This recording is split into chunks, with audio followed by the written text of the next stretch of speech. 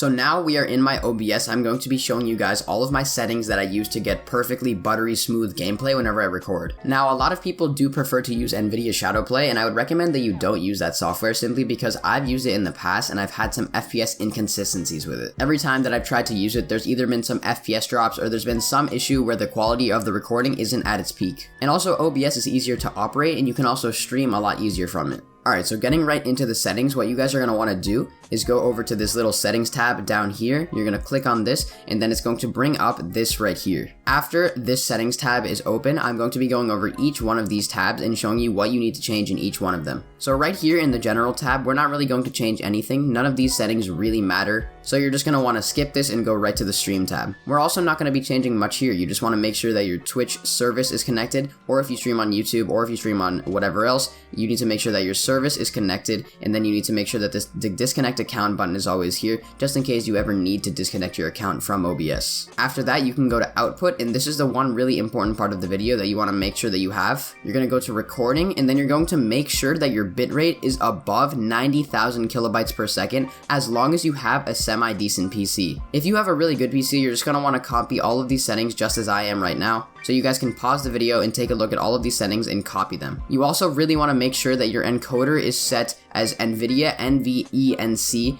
H.264 new, especially if you have an Nvidia graphics card. However, because I'm recording right now, I obviously can't change this, but I'm just going to leave it as it is. For everything else, you're just going to keep it pretty much the same. Obviously, you could keep your preset at max quality and just leave it there. But the really important part is that you keep your bitrate at 130,000 kilobytes per second. Going into the next tab here, we have audio. None of this really matters, this is just audio basically, and you can obviously keep your desktop audio as default and then change your second desktop audio to whatever you need it to change. And then obviously your microphone, I have it as my blue Snowball right now. Next you can go over to video, and this is also one very important part. So I can't really do this right now because I am recording, but I'm going to be putting up a video demo on screen. What you're going to want to do is go to common FPS values, and then you're going to want to click on it, and the drop down menu is going to say two things. It's going to say integer FPS value and then fractional FPS value. You're going to want to click on fractional FPS value, and then you're going to want to make sure that you go to the top bar of the fraction and then change that to whatever your FPS in-game is. So for example, if you play on 240 FPS or 240 Hz for your monitor, you're going to want to change it to 240. If you play on 144, you're going to want to change it to 144. And if you play on 60, you're going to want to make sure it's 60. Those are the three most common, and you guys need to make sure that the top FPS value